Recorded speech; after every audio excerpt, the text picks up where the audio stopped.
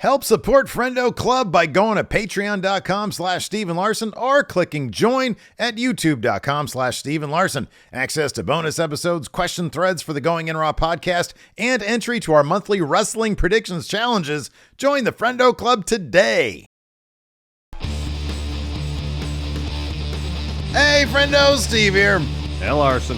And welcome back to Going In Raw. On today's episode, we're going to be answering a bunch of your questions. Plus, we got some news on the WWE Hall of Fame. We're going to talk about who we think should go in now that Triple H is in charge. Oh, yeah, there's your number one guy right there. Oh. Yeah. Well, we'll talk about that here in a second. Oh, LA Knight as well. Interesting. And then we'll have an update. Well, first, we'll have an update on Kenny Omega's health. Actually, first, here's a quick programming note. So this is the last news show we're doing of the year, besides World's End review. Yeah, we'll do World's End. Otherwise, we pre-taped a week's worth of content. Yeah. So between now and January 2nd, we'll have one thing we'll shoot, and that's the World's End review. We'll do our usual live stream for that. Let me ask you something. What?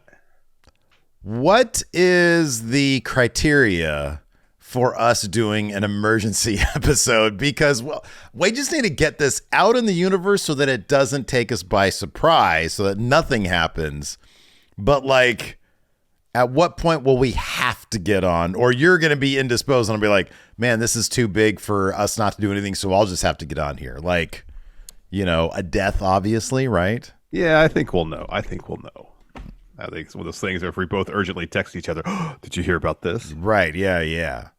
So, Triple H fired from his role as head of creative. On Christmas Day, Triple H, dismissed from his duties as Sir Triple H of creative. Right. Then you'll hear from us. Otherwise, just leave us be. Okay? We just want to we want to take this 1 week and just do it for ourselves. I know. I mean, I got a little bit of a sniffle now. I'm a little under the weather. Yeah, right. I need the time. I need to recuperate. Please. From the deadly sniffles. Hey, wrestling gods, do not bestow upon us any emergency news, please. Right. Just let it leave us be. Leave us be. Anyways. Just for a week. At least till Saturday. Somebody who had something worse than the sniffles, Kenny Omega, of course, had a scary bout of diverticulitis here. Dave Meltzer, the Wrestling Observer himself, offered up an update on Kenny Omega's condition in the latest Wrestling Observer newsletter. He says, at the December 13th show in Arlington, Texas, the pain was very clear backstage, and after doing his promo, ended up in the hospital where he got the diagnosis. He was told when diagnosed that he was very lucky he went in because the situation could have been catastrophic, such as getting a blood infection if he wasn't diagnosed at the time he was, which would have something like a 50% chance of death. Yeah. Omega, as the week went on, was doing better, but still has to be patient and let all the treatment play out until he could take the next steps to recovery. End quote. Diverticulitis is nothing to mess with. Yeah, if you get like sepsis or something like that, that's bad news. Yeah, right. Yeah, that's really bad news. That's awful. Yeah. So it's good. Kenny is a tough dude, and he'll put his duties as pro wrestler seemingly first and foremost in his life. Mm-hmm. We've seen him before come back from injuries really quickly. Yeah, right. We've seen him obviously work through some pretty serious injuries, like a good portion of his championship, the adult collector gimmick. Yeah, man. He was working with a bad shoulder, a hernia, a bad knee. Yeah, for a large portion of that. But it's good that he listened to his body and is like, I need to get this addressed. Because it could have been much worse. I don't think you had much of a choice there. Doesn't seem like it. Yeah, I mean, it's one thing to have structural damage, although a hernia that could be pretty gnarly. Yeah, that could be pretty gnarly. But when you're dealing with diverticulitis, at a certain point you're just gonna have to be like, this is not gonna work anymore, man. Yeah. So speedy recovery for the cleaner. Yeah. You see Don Callis posted a kind of a tribute to Kenny. Oh, I didn't see that. What did he have on to his say? Instagram. Kind of broke character a little bit. Oh, that's nice. That's good. Oh, my goodness. So yeah, hopefully Kenny recovers soon, and health and happiness foremost with all the pro wrestlers whose work we enjoy, and if he's recuperated enough that he feels like he can make a return, then that's all the better. Mm-hmm. Yeah, but don't rush anything. No. All right, let's talk about the WWE Hall of Fame, man. What's going on with that? So again, in this week's newsletter, according to Meltzer, one of Triple H's duties now is Sir Triple H, a creative, because he was knighted by Ari Emanuel. True, yeah. So he's a knight. Is deciding who gets inducted into the WWE Hall of Fame. Yeah, man. This is what Dave had to say regarding the Hall of Fame. This year will fall under Levesque for the first time instead of McMahon. It's still likely the same basic rules regarding women, minorities, and characters the audience would know, and those who make sense politically for a variety of reasons. I think Levesque may be a little more open to certain types since he was a fan of more than just WWE, but once WWE owned the tape libraries, a lot of that stigma was gone. I was told that, for example, if there is a political reason to put someone in that Nick Khan would want, that would be a factor, but the Hall of Fame is under creative, and that's Levesque's department, and he'd, in theory, sign off on everyone. All right, man. So I have a list here, Larson, of wrestlers not in the WWE Hall of Fame. So let's give me the thumbs up or the thumbs down on if Triple H will be cool with these people in the Hall of Fame. Yeah. Let's get this one out of the way. Chris Benoit, thumbs up. Chris Benoit, thumbs down. Chris Benoit, thumbs down. Okay. Yeah, I Chris don't think Benoit, there's any thumbs down. conversation necessary there. I'm going to do this in the style of Vince McMahon talking about WCW wrestlers. Okay. All right. Owen Hart, thumbs up. Owen Hart's thumbs down. I think it'd be a thumbs up from Triple H, but I feel like Martha would probably be a thumbs down. Martha Hart, thumbs down. China as a solo act. I would like to think Triple H now that they've had China inducted as part of DX.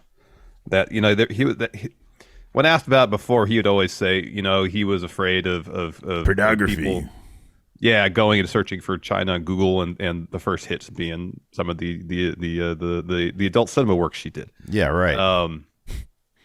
I would hope at this point, yeah, maybe he'd be like, all right, whatever with that. Mm-hmm. And let's put her in because she should be in. Yeah, without a doubt, she should be in as a solo act. Yeah, absolutely. So I'm gonna give it a pessimistic thumbs up. I'm gonna say, I think, dude, I wouldn't even say pessimistic. Well, here's one of the tests: is you put China WWE into Google. I don't see anything sketchy here. In fact, a lot of these are pictures of her with the game Triple H himself. I'm gonna say China, thumbs up. I'm gonna say China. Here's my early prediction: China's in this year. All right, I'd be all about it. Heck I yeah. think you see Rhea Ripley paying homage to China with her gear at one of those pay-per-views, and the history that Triple H and China have. I say China, thumbs up. I say China, thumbs up. I'd be all about that. Same. Lex Luger, thumbs up. Lex Luger, thumbs down. I was trying to remember if they had any. So I think there's no crossover there. Somewhere that the reason that Luger is hesitant himself to go in, because I think I read that he wants Elizabeth to go in first. Who Luger? Yeah, Luger has some say over this. Well, I mean, you could be offered the Hall of Fame spot, but I think you could turn it down. Luger would turn down a Hall of Fame spot. I thought that I read that his connection, his proximity to her passing. Yeah, I've heard that as well, but I thought it was a more recent thing. I could be completely wrong about that. I thought I read something about that. Here's why I think Luger thumbs up. They just did a thing where he reacted to his greatest moments. Yeah. And I saw that it was a very lovely video. The A&E did that biography on him that you saw. Yeah, that was good. I think they're priming the total package, who absolutely had a Hall of Fame worthy career. Oh, without a doubt. I think they're priming him for Lex Luger, thumbs up. I think he's in this year with China. I think that'd be great. Yeah. Here's an interesting one, Larson. Brian Pillman, thumbs up, or Brian Pillman, thumbs down? Oh, I think thumbs up. Thumbs up. Yeah, thumbs up. Yeah. What would be any argument against Brian Pillman? I don't know if there is. I mean, in kayfabe, he brandished a gun. Yeah, but that was a storyline thing. You can't, that's something that Vince told him to do. Yeah. So yeah, I don't know. Yeah, absolutely. You think he goes in this year? If not this year, next, especially with the Pillman Jr. working for WB, I think it's just a matter of time. I think you're right about that. Here's one who I don't know if they would consider his career a Hall of Fame career or not. I think he probably is and probably should go in. Vader. Vader thumbs up, Vader thumbs down. I thought Vader's in. No, Vader inducted Stan Hansen. No, Vader's in. He was in a couple years ago. Vader's in? Yeah. Vader WWE. Yeah, it was the year after he died. Year. It was the year after he died. Yeah, it was last year. You're right. It was last year. Okay. Vader's in. Congratulations, Vader. Well done, Vader. Other names here. Okay, I know right, this. Hold on. I was trying to find that quote from Lex about not being in. We've moved on from that. that. Can't find we it. moved on from that. So I just want to clarify. I don't want to put out there false information. So I just want to get that out there. I can't find the quote. I thought I saw something about it. Well, here's one. So that he's in as a tag. Is he in as a solo? Big Bad Booty Daddy Scott Steiner. He's not. I don't think he'll go in as a solo act. Ever? No, I'd be pretty surprised if he did. I agree with that. I don't think the 2 years he was in WCW and then the 1 year he had drop foot in WWF is enough for that. I don't think so. I agree. I don't think so. Here's a name that I think 1,000% should go in, but is 1,000% thumbs down, and it's a shame, and it's New Jack. Yeah. I mean, we're going to run that line about O.J. Simpson and his Hall of Fame video package. It's kind of a great line, but oh my gosh. Yeah, no, I agree. It's yeah. I mean, in terms of what, I mean, there's a lot with New Jack, Mm-hmm. There's the whole mass transit thing. You might know an induction of the Hall of Fame that had an incident like that. About that, man. Yeah. So, oh boy. There's a lot with New Jack. For his dark side alone, he should go in though. How about this name? Do you think he's deserving or not? Bam Bam Bigelow. Absolutely. You think so? Yeah, absolutely. Main evented a Mania. He was super innovative for a larger wrestler to be doing moonsaults and stuff in his day. Yeah, absolutely. You thumbs up or thumbs down if he will. Not this year. I don't think it'll be this year. Okay. All right. Sure, Bam Bam's not in.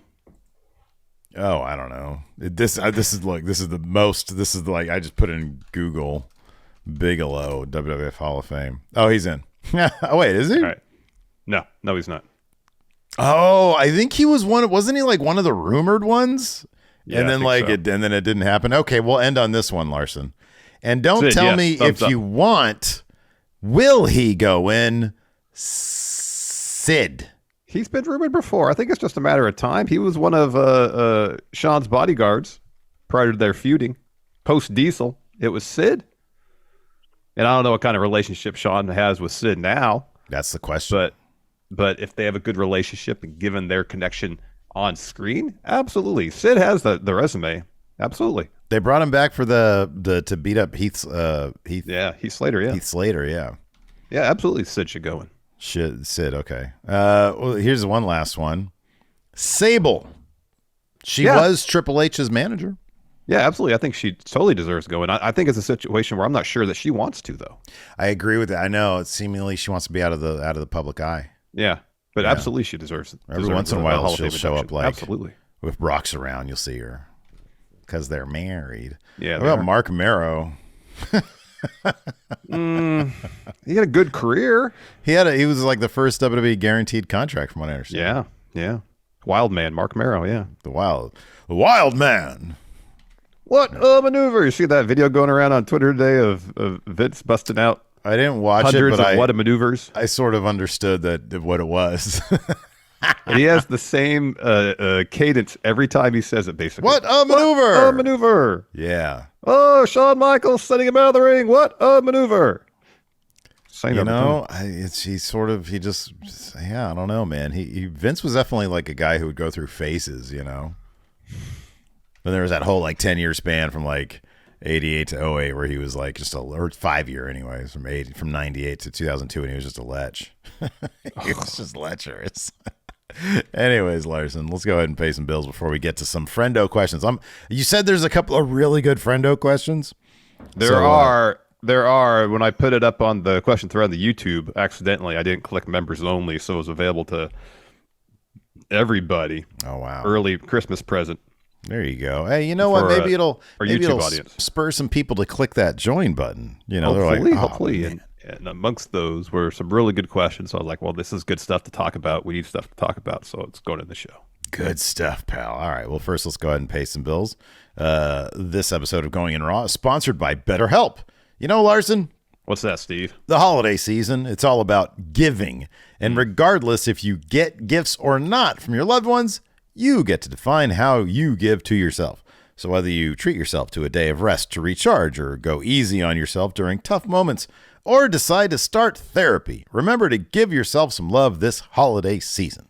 Yeah, back in my mid-20s, I found myself in a tough spot after I started dealing with severe anxiety. It got bad enough that I was faced with the decision. Was I going to allow my anxiety to get in the way of my happiness? Or was I going to go to therapy so I could start learning the tools I needed to better cope with my anxiety? It took me a couple of tries, but I eventually found a therapist I felt comfortable talking to, and therapy got me back on track to living a happier, more productive life. So if you're thinking of starting therapy, give BetterHelp a try.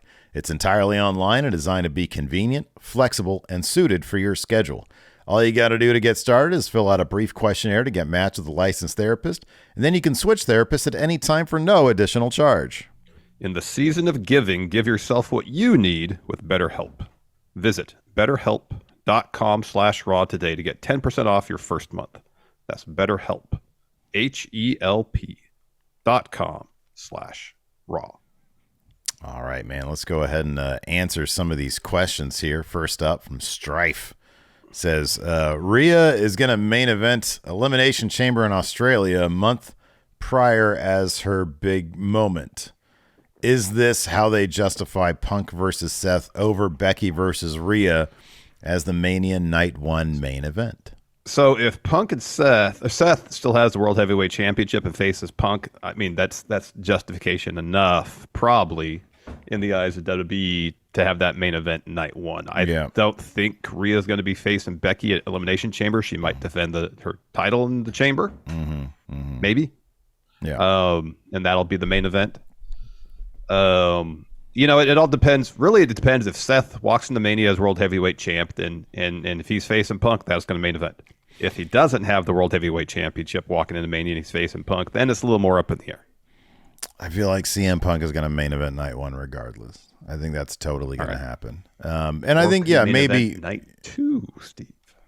And then, wait, I'm sorry, what? I said, or could he main event night 2? No. I know you're trying to manifest that, but no, clearly it's Seth versus Punk. I mean, you look at the year, a couple of years ago when Stone Cold main event in night 1, you know, they didn't do, right? That was the main event. That wasn't the women's match was before. That was main event, yeah. Match went on last night 1, therefore main event. That's right, yeah. So I don't know. Look, they're always going to say the thing, oh, there's multiple main events. It's co-main events, you know, that kind of stuff. Yeah, I don't buy that either. No. Main event's match goes on last. Remember when the Kiss Demon got the special main event? I do remember that. Yeah, legally. Dale Torborg. What's that? Yeah, right. Dale Torborg. Yeah, Torborg. Kiss what a Demon. great name. Jay Henney here asks, who do you see having a breakout 2024? This is a great question. We're wrapping up 2023 here. We're looking forward to the next year. That's 2024. In the year 2024. In the year 2024. So let's think up some names of people who are on the precipice heading into the new year, potentially breaking through. Here's a name for you. 2024. Eddie Thorpe. Good name. I could see him having a breakout 2024.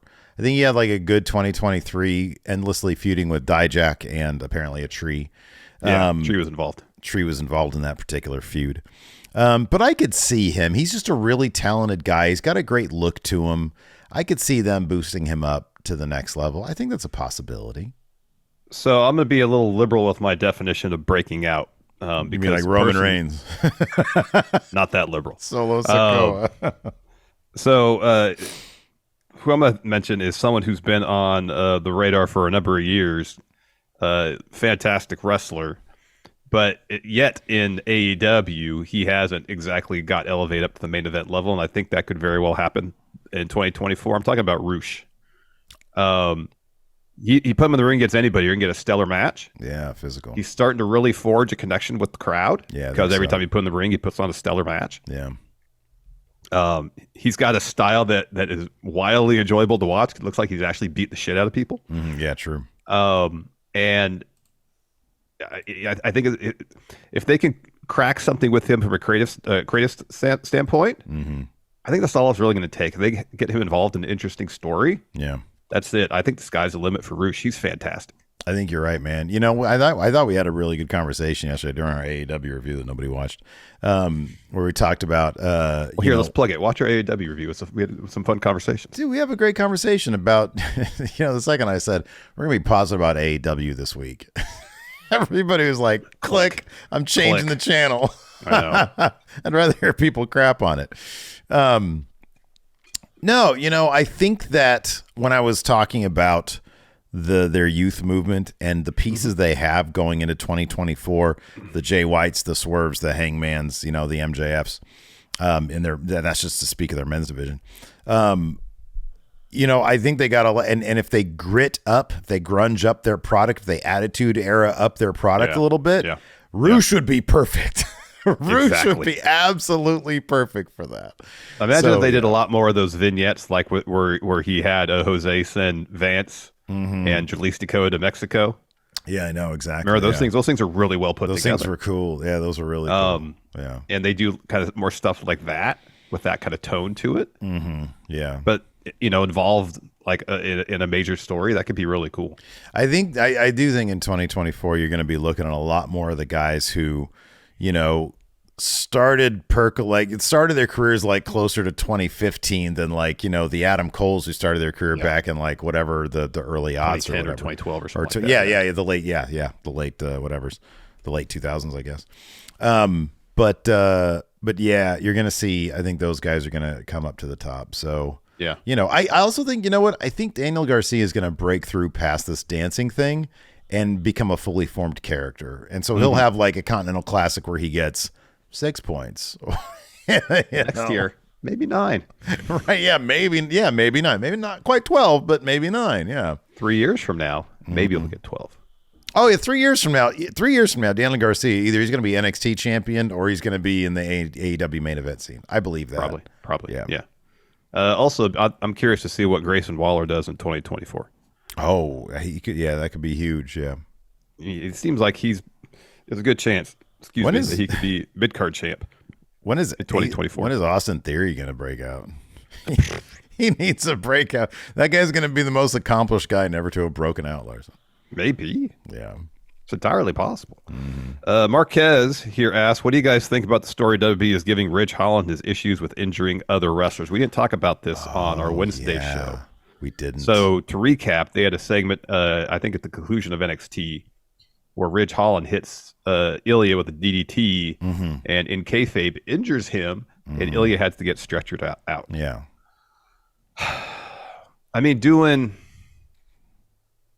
storyline injury angles, depending on who's involved in the context of the injury, is always kind of difficult. Yeah. To this day, when Daniel said, when he was in the ring having, acting out seizures in that Okada match, and we're all, oh shit, what happened? Given his concussion history, it puts you on the back foot, makes you worry. Yeah. Now with Ridge is a situation where he's been involved in 2 situations during matches where people have gotten hurt. One very significant with Big E breaking his neck. True. I don't know if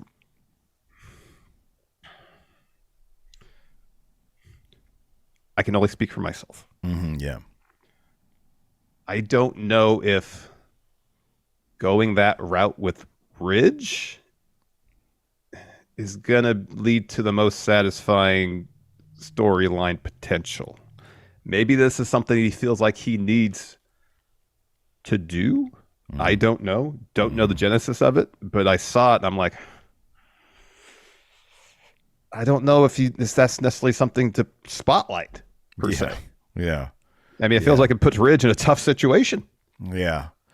I don't know. I don't know where it's going. I don't know. I know that I hate it. And I'll tell you why. For many reasons. Reason number one, when you get a last ride, and I'm just throwing this out there, when you get a last ride power bomb, if you get any move that's supposed to knock you out for 3 seconds, enough to get pinned, not evidently a choke slam from Damian Priest, as we've seen from Julius Creed. Yeah. But a move that's devastating, an RKO, and you get pinned, you're supposed to be so busted up that you can't kick out. Either rendered unconscious or in so much pain that you can't react to the ref's count. Yes. You lose that match. You lose. Ridge Holland, why didn't he just go pin Ilya Dragunov? He hit him with the move that put him down that seemingly he should not be able to kick out of because they had to stop the match. Where's the logic? In the universe of of wrestling, in the storyline, there's not supposed to be, oh, he's injured, we have to stop the match. What does that make the rest of what's happening? You know what I mean? Yeah, it's a fine line. It exposes it as being bullshit. It exposes it as being fake fighting. You know, predetermined, a performance. It exposes that as I don't know why I'm focusing on last ride is devastating. That's why.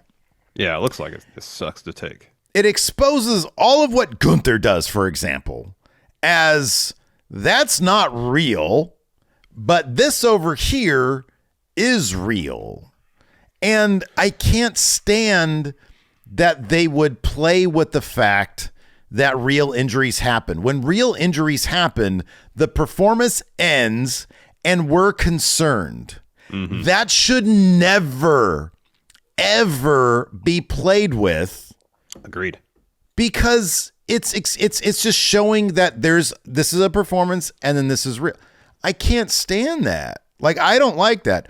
Number two, the point that you were making about Ridge, I agree with wholeheartedly.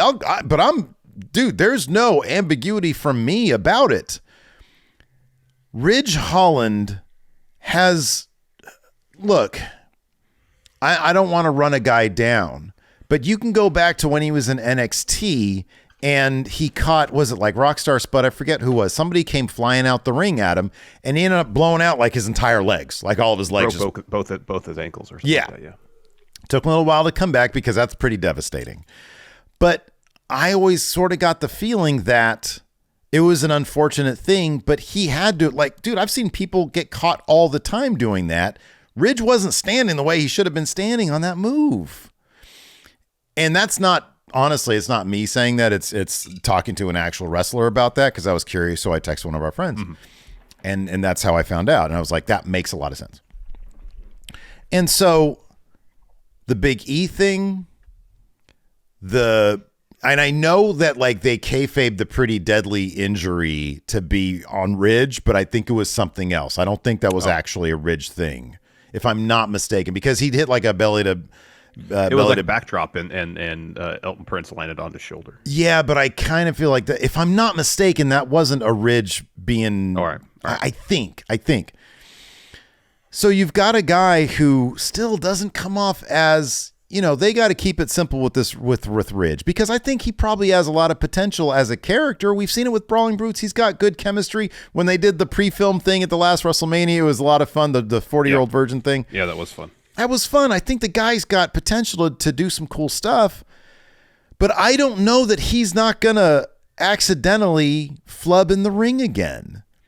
It's not, I mean, I don't know what the purpose of this is. I don't know what the point of this, if it's to purge him of, you know, accidents of the past, of specifically the Big E thing, which might have ended Big E's career in the ring. Mm-hmm. I just don't know. You know, it's similar to Nia Jax referencing her what appears to be carelessness sometimes in the ring. And that's a little less egregious, I feel, because they're not kayfabe in a real life injury. Yeah. Like they're referencing, hey, you got punched, but they're actually kind of, they are sort of adding it to the story because she says that was a wayward strike. Imagine what would happen if I really doled it out to you, which is a difference in my opinion. Yeah. And also Nia is saying, because of that wayward strike, you have your career now, Becky. They're taking a much different tact. Yes. You are. Yeah. It's not You're like. Right. It's just it just brings up the Big E stuff. And I'm not the only person to think. I looked at the social media response to this because I was legit curious what other people thought. And a lot of the same sentiments were echoed there. Yeah. I'm not a fan of it. You know, I feel bad for the guy because I know he felt awful about the Big E thing. And I know that probably weighs heavily on him. And so he's probably anxious to do this story to maybe purge himself of it. But the bottom line is wrestling is a dangerous business. Yep. And I don't know, the guy is like become so coordinated that he can't guarantee this won't happen. Nobody can guarantee anything in pro wrestling, you know? Nope. But I don't know. I feel for the guy. Bryan Danielson broke his orbital bone on a collar and elbow tie-up, like the most rudimentary, mundane wrestling move. That's why I've never wanted to be a wrestler, because I know within 6 weeks I'd have a broken neck because I'm not coordinated. 6 minutes I'd be injured for me. Right, exactly. Probably first time I take a bump. Number one. Ow! I just blew out 2 discs in my back. I could feel it. Are you okay? What's your name? I don't know. Pain. My name right now is Pain. My name is Pain. Blake Whitehouse asked, when Roman drops his title, will the World Heavyweight Championship still be seen as a consolation prize even after, say, 6 to 9 months afterward? It all depends how they book it. I mean, that's really the issue with it. The issue of always. I've used the term consolation title to a degree somewhat tongue-in-cheek, but I kind of feel like it's obviously booked as the secondary world championship. The other one has the word undisputed on it. They're saying right there the name of the title, that's number one. That's tops. You're the undisputed world champion if you have that title. Anything else is secondary. So until they start booking this world heavyweight, like my criteria has always been, when Seth main events a pay-per-view that Roman is on, then it won't be seen as the quote-unquote consolation title, because whatever story they're telling with Seth and that world heavyweight champion has more going for it than whatever they're doing with Roman. I don't see that happening as long as Roman's carries that undisputed title. So if Roman loses to Cody at WrestleMania, I don't think they're going to do anything to make Cody seem like a secondary champion. I mean, he's going to be the face of the company at that point.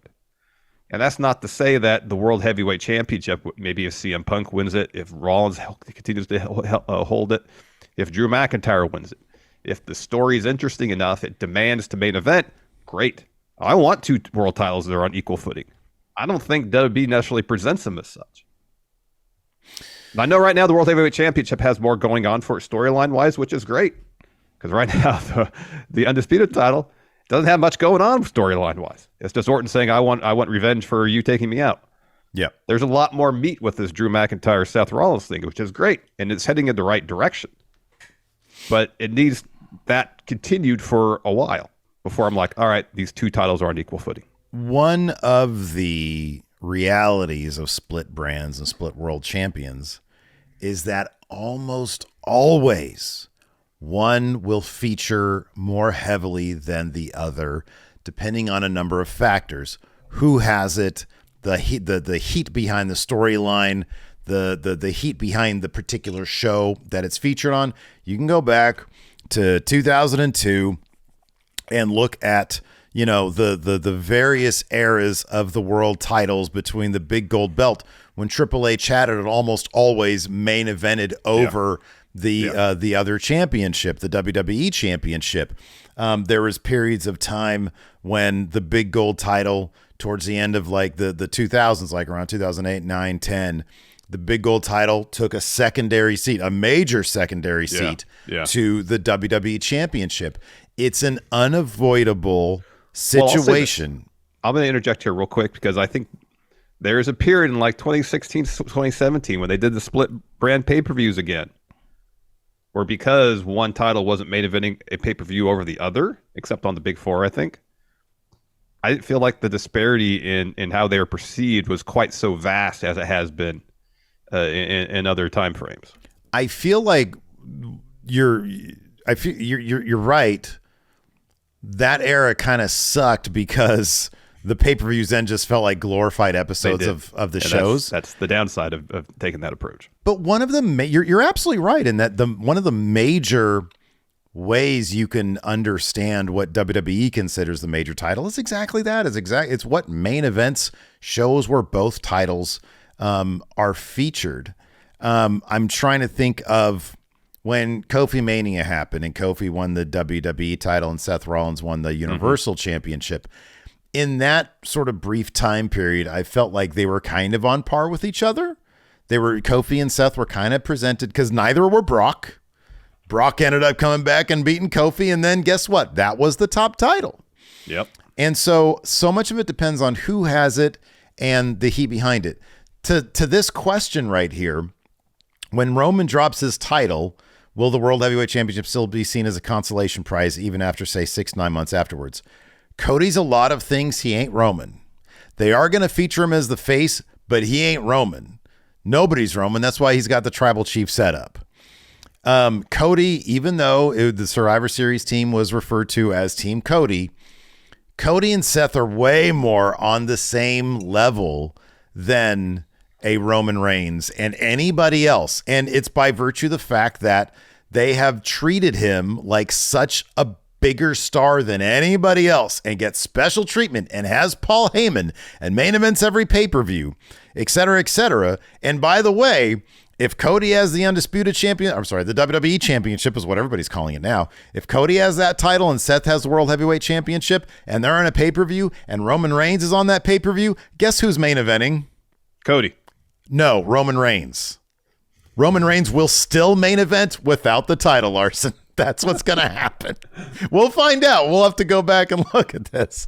As much as in my heart I think it should be Cody and as much in Maggie's heart I think it should be Seth, it's going to be Roman because he's CM Punk. He's the closest. Yeah, he's the closest thing we have to Bruno Sammartino or Hulk Hogan is Roman Reigns. He's like the closest thing we have now to Brock Lesnar, where Brock would still potentially main event pay-per-views when he didn't have a championship. When Flair and Savage were fighting over the title at WrestleMania, who main evented that pay-per-view, Larson? It was Hogan.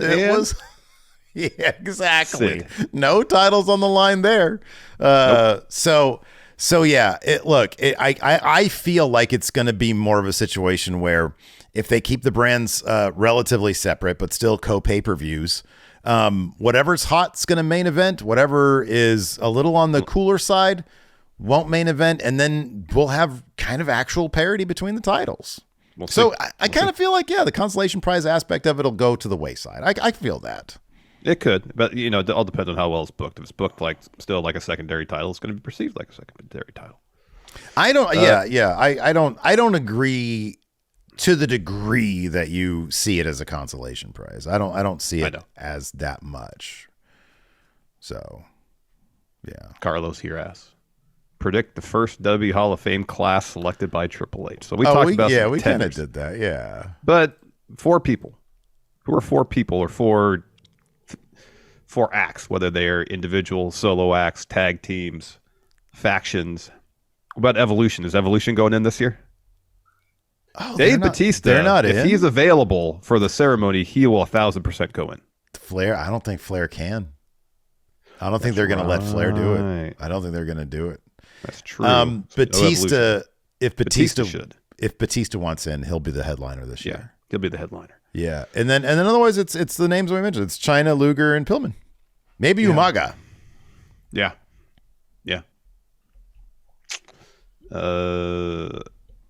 Man. Bien Loco. I don't know how to pronounce the first part of his name. Tú eres bien loco. Thank you, Steve. So, do you think WWE will create a mid-card title for the women in 2023? We saw the NXT women's title kind of be the mid-card title on main roster while Becky Lynch had it, and I thought it was a pretty cool addition to the programming. So, I hope so. I kind of hope so. I think that it would be awesome if they did. I think it makes all the sense in the world. The men have both the North American and They got the North American, they got the tag, and they got the Heritage Cup that they can all fight over. So No, this is a main roster. Main roster. I don't know why I thought NXT. Yeah, they should.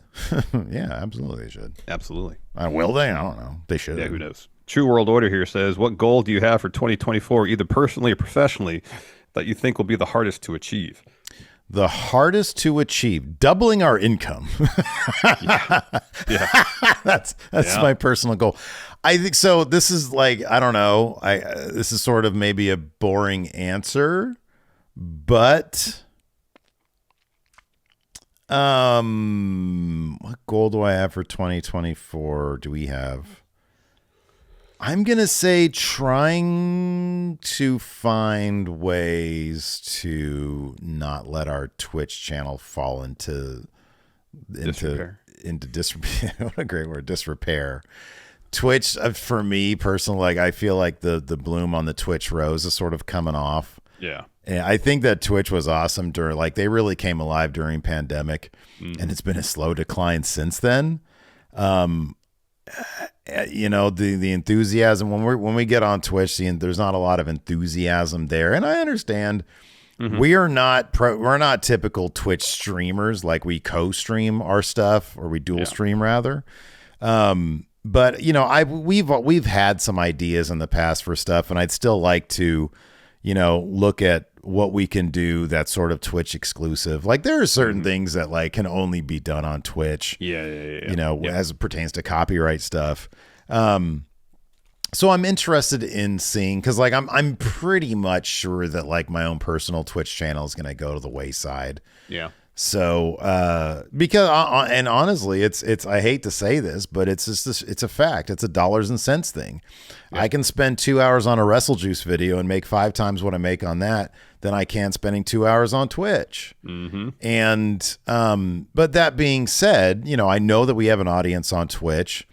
And I think there is stuff there that we can do that we can't adapt or we can't do on, you know, on regular channel, our YouTube stuff. Yeah. And so I'd like to explore that. But I do think that given that, you know, we put a lot of effort into both the podcast and the Friendo Club Wrestling channel, you know, Twitch is sort of like the least priority thing for what we do. Yeah. So I guess it's Twitch. What do you think?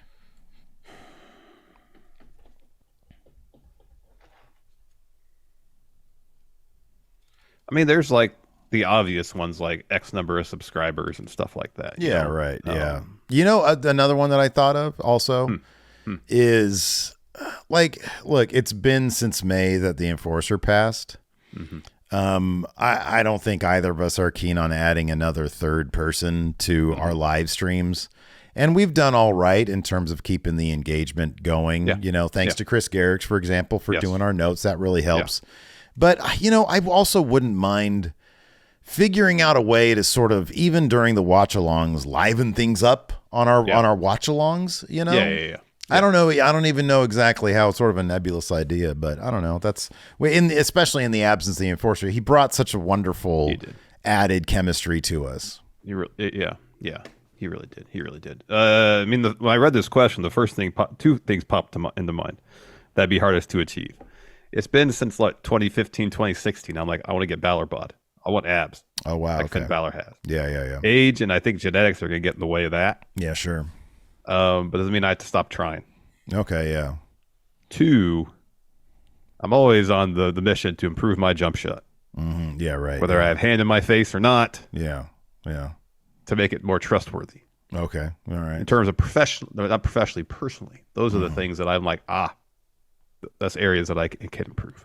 I'd love to see. All I need, what exclusively I rely on for basketball is just the weather. If it's 65 and up, I dominate. Anything less than that, not so much.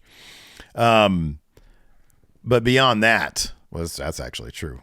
I think most of the times the 8 out of the last 9 that I won, by and large, the temperature was above 65 degrees for most of those. No, it wasn't. I've checked on one that. day I got in the car that said it was 68. I've checked on that. Yeah, I know the cars could be off though. No, when it's cold, I lose. When it's warm, I win. That's why I always won like all the time, because most of the time we just play during the summertime. Then we stop once it gets cold. Yeah. Yeah. All right, we'll see if that holds true next summer. Okay. So beyond that, like I got basketball unlocked. That's fine. Don't need any more of that. I'm good with that. You get so offended. It's awesome. Bulletin board material is what you're giving me. Have at it. Especially these days when it's like 60 and lower. Oh my gosh, it's so cold out there.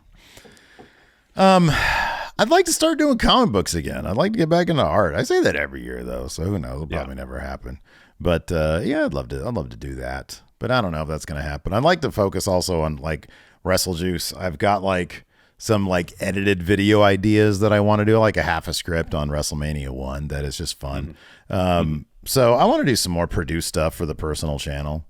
But yeah, that's pretty much it. I also want to like have more standardized programming for Friendo Club Wrestling. I think that'd be cool. Yeah. You know, we've got a couple really good stuff right now. It'd be good to kind of decide on what's going to be kind of like, what's our Tuesday show? What's our Thursday cornerstones show? of our programming schedule? Yeah. Yeah, absolutely.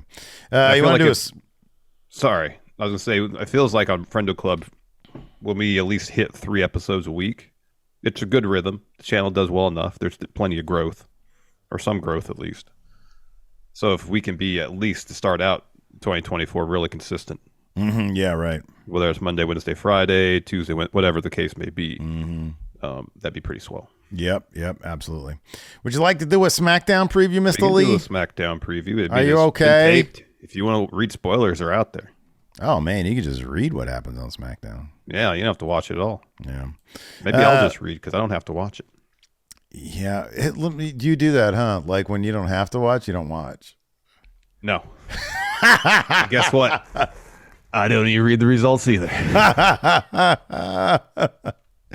I take a break from wrestling, I take a break from wrestling. So here's the thing. I know it's funny, like people expect us to be like just always hungry for wrestling. And it's like, look, we watch a lot during the year. Very rarely am I like hungry for wrestling. I'll say I don't enjoy watching it. I do, but I'm not like, I don't watch wrestling in 12 hours. I got to watch something. Oh, dude, I'm not like, I don't do that either. I know. I don't know. Yeah, I probably won't watch SmackDown either tonight. I don't know.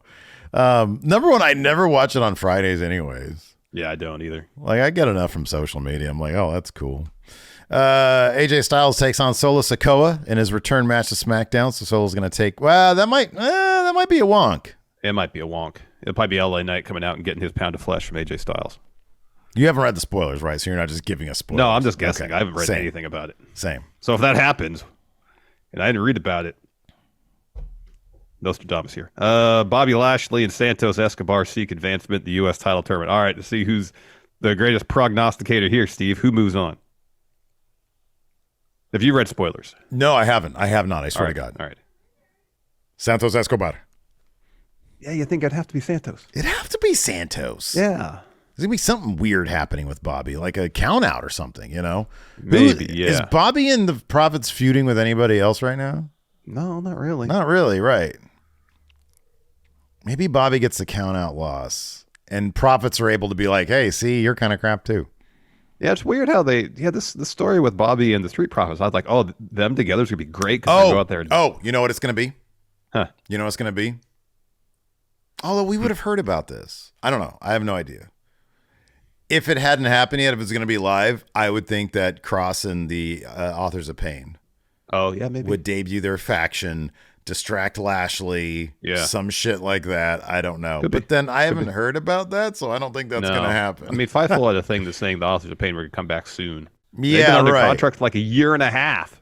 Oh, collecting that money. Just sitting around collecting that money. Half their contract sitting at home. Yeah. Kevin Owens faces Carmelo Hayes to fight for the U.S. title tournament finally. I think Kevin Owens wins that one. I would think so. Yeah, I would think so. He's going to win this whole tournament and face he's Logan gonna Paul move on, at Rumble. Or maybe not even the Rumble. I don't know when it's going to NXT North American champion Dragon Lee puts his title on the line against Butch. Dragon Lee wins. I think we can agree on that one. Yeah, definitely. And then Bianca, Shotzi, Mia Yim, and Zelina Vega battled Damage Control and Holiday Havoc 8-woman tag team match. I think they're going to have the crowd go home happy. It's going to be team faces. Is Bailey going to eat this pin again? Yeah, probably, huh? Yeah, that could be the case. But I don't know. They're sort of giving Bailey a lot of wins lately. Yeah. So maybe because they're just making the case for her to be a valued member, but they're still going to kick her out. I know. Therein lies the problem. I know. Anyways. Or it could be a situation where she's trying to save someone else from getting pinned, eats the finisher, and then gets pinned herself. Yeah. Yep. All right. Well, that's going to do it for us today. Thanks, everybody, for tuning in. We appreciate it. Till next time, we'll see you around. Happy holidays, everybody. Goodbye. Oh, yeah. Happy holidays. I got your presents right here, but I didn't have time to run over and give them to you. Mine for you is in my closet. I just got to wrap it. Should we open them like at World's End? We can do that? Yeah, we can do that. Yeah, all right, let's do that. That sounds cool. good. I'm really excited about your presents here. Think you'll like it. Yeah, same. I'm excited for you to get yours. Awesome. Very cool. All right. We'll see you around, everybody. Goodbye.